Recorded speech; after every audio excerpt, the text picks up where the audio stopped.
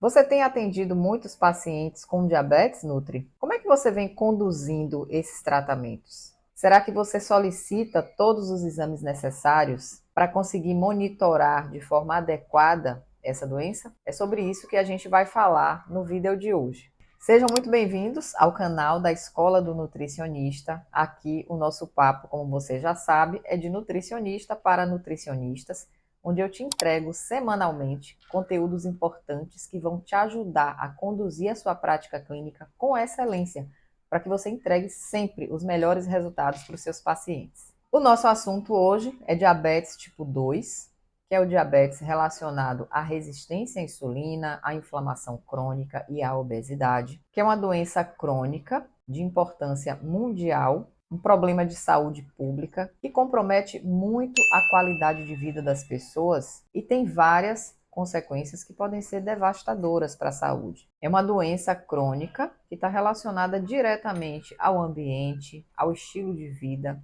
às escolhas alimentares. Como hoje em dia a gente sabe o quanto a exposição ambiental e alimentar é muito ruim, cada vez mais o papel do nutricionista se torna importantíssimo, indispensável nesse trabalho de educação nutricional, nesse trabalho de ajudar os nossos pacientes a fazerem melhores escolhas, porque o ambiente oferece sempre o que tem de pior. Se a gente for olhar a nível ambiental, o ar que a gente respira não é como antigamente, a água que a gente bebe não é de boa qualidade, a exposição a produtos alimentícios o tempo todo é muito grande. As ofertas alimentares riquíssimas em calorias, em gorduras, em açúcares e muito pobres ou totalmente ausentes em nutrientes é absurda. Então, cada vez mais, o nosso papel é mostrar ao nosso paciente a importância dele ter uma autorresponsabilidade nessas escolhas, porque o ambiente não favorece. Então, nós precisamos ter uma capacidade, um discernimento de fazer melhores escolhas para que a gente se proteja, para que a gente cuide da saúde e possa prevenir não só o diabetes, como todas as doenças crônicas. Eu sempre digo que a chave de tudo é a prevenção, porque depois que a doença já está instalada, é muito mais difícil fazer o controle dela. Ela já está enraizada em maus hábitos de vida, por isso é muito mais difícil essa pessoa fazer uma mudança do que lá atrás, se ela tiver uma visão preventiva e conseguir fazer as mudanças ali do estilo de vida e da alimentação antes mesmo da doença surgir. O diabetes tipo 2 é uma doença que tem uma alta taxa de mortalidade, justamente por conta de todas as complicações que essa doença traz. É uma doença silenciosa, que muitas vezes a pessoa já apresenta uma resistência à insulina associada a uma gordura abdominal, ao excesso de peso, a uma alteração do colesterol e das suas frações, mas pelo fato de ser uma doença silenciosa, que não traz nenhuma dor, nenhum desconforto, a pessoa negligencia e ela vai deixando aquela doença evoluir ano após ano. Quando vai fazer, de repente, ali um exame de rotina, ela identifica uma resistência à insulina já importante, um aumento da glicemia, que se não for tratada nesse momento, principalmente através da mudança do estilo de vida e não só através de medicações, a tendência natural é que essa doença vá progredindo dia após dia.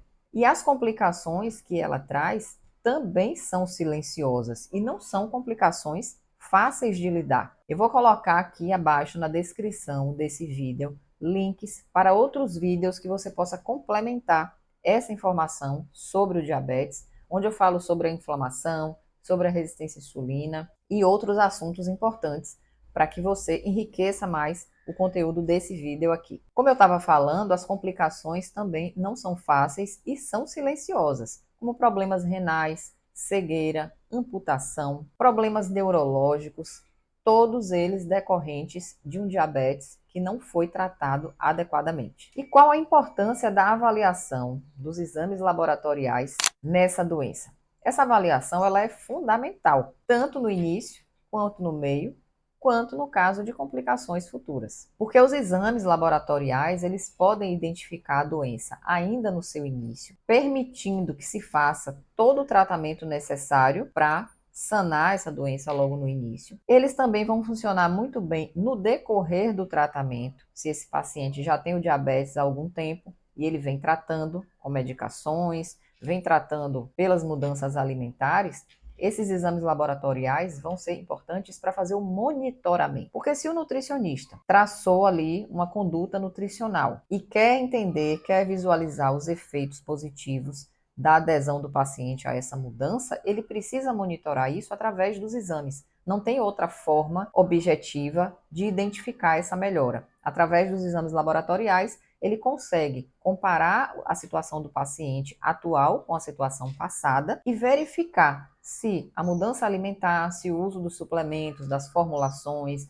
se a atividade física, a perda de peso, ela está trazendo resultados positivos. Os exames laboratoriais são parâmetros diretos e objetivos que esclarecem e demonstram claramente ali quais os resultados reais da adesão do paciente ao tratamento. O pré-diabetes ou resistência à insulina é a situação do diabetes que demora mais tempo. Muitas vezes, como eu falei, a pessoa convive com aquele pré-diabetes por anos, como ele não traz nenhum sinal, nenhuma dor, nenhum desconforto. E se a pessoa também não tem aquele cuidado de fazer exames laboratoriais pelo menos uma vez por ano para fazer esse monitoramento, ela não vai saber tão cedo que tem esse pré-diabetes. É um processo totalmente assintomático, a pessoa não sente nada e muitas vezes quando ela vai descobrir, essa doença já está mais complicada, já está mais grave. E nós nutricionistas temos o papel importante de também fazer o monitoramento, o acompanhamento, a supervisão desse paciente, tanto através da alimentação que a gente prescreve, dos suplementos, mas pelo monitoramento através dos exames. Isso não é responsabilidade apenas do médico. É importante que todos os nutricionistas saibam disso. E é importante também que todos vocês entendam que para fazer o monitoramento desse diabetes, não é apenas uma glicemia isolada ou a insulina, que são importantes nessa avaliação. Existem outros parâmetros complementares dessa avaliação do perfil glicêmico que vão ser extremamente importantes, tanto para a gente identificar a gravidade de um problema, para a gente prever riscos futuros e poder direcionar melhor o nosso paciente, chamando a atenção dele da importância dessa autorresponsabilidade. Ele precisa seguir a dieta, ele precisa fazer atividade física, parar de fumar, parar de ingerir bebida alcoólica, porque todos esses são fatores que pioram a inflamação do corpo, que ajudam no ganho de peso e que só vão complicar esse diabetes cada vez mais. E eu vou trazer hoje aqui, de uma forma bem objetiva, quais são esses parâmetros laboratoriais que vão nos ajudar a direcionar o nosso tratamento em relação aos pacientes diabéticos e vou falar também de alguns parâmetros complementares que não necessariamente estão relacionados ao diabetes, mas como a gente viu e todos nós já sabemos, o diabetes é uma doença que traz muitas complicações em outros órgãos. Por isso precisamos estar atentos à solicitação desses parâmetros complementares relacionados a essas complicações futuras, para que a gente possa prever o surgimento delas. Então vamos lá aos parâmetros básicos primeiro. A glicemia de jejum é um parâmetro padrão que, na verdade, não vai avaliar tão profundamente esse contexto do diabetes. Por quê? A glicemia de jejum é um parâmetro que é avaliado para identificar como é que estão os níveis de glicose no sangue naquele dia. Vamos lembrar que a orientação é que na véspera o paciente faça um jejum de pelo menos 8 horas para poder avaliar esse nível de glicose no sangue. Se a gente for pensar bem, no dia a dia, o que vai determinar se essa glicemia vai trazer problemas à saúde desse paciente ou não é justamente o nível de glicose constante com essa pessoa alimentada. Se esse paciente tem um consumo excessivo de carboidratos, de farinhas refinadas, de muito açúcar, ele vai ter constantemente no sangue o nível, a glicemia, sempre mais elevada. E é esse nível de glicemia que vai gerar o diabetes. Quando se faz um jejum de pelo menos 8 horas na véspera da avaliação desse parâmetro, a gente vai ter ali um valor que não reflete a realidade. É um valor que necessariamente vai ficar menor em decorrência desse jejum que foi feito na véspera. Por isso que a glicemia isolada não é um parâmetro ideal para você se basear para identificar se o paciente está estável ou não, se ele está melhorando desse diabetes ou não, ou se o plano alimentar está trazendo resultados positivos ou não. Fica esse ponto para que todos vocês reflitam que apenas a glicemia de jejum isolada não reflete a realidade desse diabetes. O segundo parâmetro é o teste oral de tolerância à glicose. É um teste que é feito a partir do estímulo com uma dose pré-determinada de glicose que essa pessoa toma ainda no laboratório e após alguns minutos essa glicemia é avaliada. Para que serve esse teste? Para avaliar a resposta pancreática, porque se a pessoa ingere aquela dose de glicose e faz a avaliação alguns minutos depois dessa glicemia, o objetivo é identificar justamente se esse pâncreas está tendo uma produção de insulina suficiente dentro daquele intervalo de tempo, com aquela gramagem, com aquela dose de glicose, para que ele consiga, dentro daquele tempo, reduzir essa glicose do sangue. Porque o papel da insulina, como a gente sabe, é pegar essa glicose que está no sangue e levar para dentro da célula. Então, a depender da resposta que essa pessoa tem nessa curva durante esse período de tempo, a gente consegue identificar se esse pâncreas está tendo uma produção adequada de insulina ou não. A hemoglobina glicada é um terceiro parâmetro, que inclusive é um parâmetro super válido e que tem que fazer parte desse perfil glicêmico da sua avaliação, porque a hemoglobina glicada reflete o nível de glicose dos últimos 3 meses. Então, ela nos traz uma média de como essa glicemia se comportou nos últimos 3 meses. E aí, se a gente for comparar, é bem interessante isso, se você for comparar a hemoglobina glicada com a glicemia de jejum, a gente vai perceber que quem vai estar, de fato, falando a verdade é a hemoglobina glicada e não a glicemia de jejum. Por quê? Porque a hemoglobina glicada, no sangue que é colhido naquele dia, naquela manhã especificamente, não vai variar com o jejum que foi feito na véspera, diferente da glicemia, que vai responder automaticamente a esse jejum de 8 ou 10 horas que a pessoa fez. E ela vai baixar, não refletindo a realidade da pessoa. Já a hemoglobina glicada, não. Aquele sangue que foi colhido naquela manhã, mesmo com o jejum de 8 horas, vai refletir a glicemia dos últimos 3 meses. Então, de nada vai adiantar essa pessoa fazer restrição de carboidrato na véspera da coleta do exame, que é uma coisa que muitos pacientes fazem, porque a hemoglobina glicada não vai mentir. Ela vai trazer a realidade dos fatos. Ela vai mostrar como é que essa glicemia estava nos últimos 3 meses, independente do que essa pessoa ingeriu na véspera da coleta do sangue. O quarto parâmetro é a frutosamina. Essa frutosamina é uma alternativa interessante à hemoglobina glicada. Ela pode ser solicitada em substituição à hemoglobina glicada e vai refletir o mesmo padrão.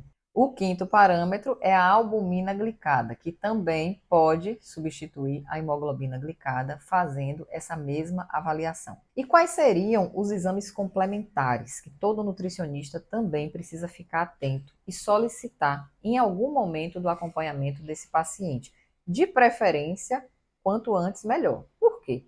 Porque o diabetes é uma das principais doenças, além da hipertensão, que geram doença renal crônica. Então, a nossa maior preocupação com o nosso paciente diabético é sempre olhar a longo prazo e entender que existe ali um risco grande de desenvolvimento de doença renal crônica a partir desse diabetes, principalmente se o paciente não vem seguindo a dieta, não vem controlando o peso, não vem aderindo ao tratamento desinflamatório. Porque quanto mais esse diabetes se agrava, ele vai comprometendo a função renal gradativamente. E é muito rápido, é muito fácil. Pacientes diabéticos e hipertensos que não têm esse cuidado com a doença evoluam com a doença renal crônica. E nenhum nutricionista deseja isso para o seu paciente. O que a gente mais quer com o tratamento alimentar para o diabetes é prevenir as complicações que essa doença traz. Mas, como eu falei, é importante que o nutricionista faça uma avaliação preventiva sempre e tenha sempre em mente que esse risco existe. Por mais que a dieta atual ela tenha como objetivo prevenir o risco, mas esse risco é real, porque ele decorre da própria doença. Então vamos lá, eu trouxe aqui 3 parâmetros básicos que você deve incluir na sua avaliação preventiva em todos os seus pacientes diabéticos. O primeiro é a homocisteína. Ela é um metabólito do metabolismo da metionina e essa homocisteína, estando em níveis elevados, por isso é importante que a gente sempre compare o nosso paciente com ele mesmo. Quanto mais elevada essa homocisteína estiver, maior o risco cardiovascular. Se o paciente é diabético e tem uma homocisteína alta, ele tem mais risco de desenvolver problema cardiovascular do que um paciente que é diabético e que a sua homocisteína está normal. Portanto, a homocisteína, coloque aí na sua lista de exames complementares para serem avaliados no paciente diabético. O outro parâmetro complementar é a função renal. E nessa função renal a gente tem aí um pacote de vários parâmetros que vão avaliar precocemente essa função renal para que a gente consiga fazer a prevenção de complicações já desde o início do tratamento. O que é que vai compor essa função renal? Basicamente, a ureia, a creatinina. Tem um vídeo que eu vou colocar aqui na descrição, o link, onde eu falo especificamente da hipertensão como fator causal para a doença renal e lá eu vou detalhar mais esses parâmetros. Aqui eu vou apenas citar. Se você quiser informações complementares sobre o risco de doença renal, assiste esse vídeo. Eu vou colocar o link aqui abaixo na descrição. Além da ureia e da creatinina, também a microalbuminúria. Microalbuminúria é a presença de pequenas frações de albumina na urina que já podem refletir, caso elas estejam num nível elevado, essa disfunção renal, essa lesão renal, porque a albumina ela não deve estar presente na urina. Se ela está presente na urina, mesmo em pequena quantidade, a gente precisa ligar o nosso alerta e fazer o acompanhamento dessa função renal, de repente já fazendo até alguma pequena restrição proteica nessa dieta do paciente diabético, para evitar que essas microlesões renais evoluam, porque a presença de albumina na urina já é um importante sinalizador de que esse rim pode já estar com algum nível de lesão. E por fim, para fechar esse pacote aí da função renal, a taxa de filtração glomerular, que também vai avaliar o nível, né, de capacidade de filtração desses rins, e o clearance de creatinina, que é a capacidade que esses rins estão tendo de fazer a limpeza, a renovação, eliminação de creatinina, mantendo os níveis sanguíneos normais e eliminando a creatinina que é necessária na urina, para que esse nível sanguíneo se mantenha dentro da normalidade. E um parâmetro complementar aqui final é um parâmetro que nem todos os planos de saúde fazem a cobertura da solicitação, então se você realmente julgar que seja necessária a avaliação desse parâmetro, seja muito racional. Você deve fazer essa avaliação se você realmente considera que esse parâmetro seja indispensável nessa situação. E esse parâmetro é o malondialdeído. Ele é um marcador de estresse oxidativo, muito importante. Esse marcador ele vai se elevar quando o paciente diabético ou com qualquer outra doença crônica tem um nível de estresse oxidativo grande no corpo. O que é o estresse oxidativo? É o desequilíbrio entre a produção de radicais livres e a defesa do nosso corpo para nos proteger do ataque desses radicais livres. Todas as doenças crônicas, desde o câncer, a hipertensão, o diabetes, as doenças autoimunes, têm um nível de estresse oxidativo elevado, principalmente se essas doenças estão descompensadas, se elas não estão tendo tratamento adequado.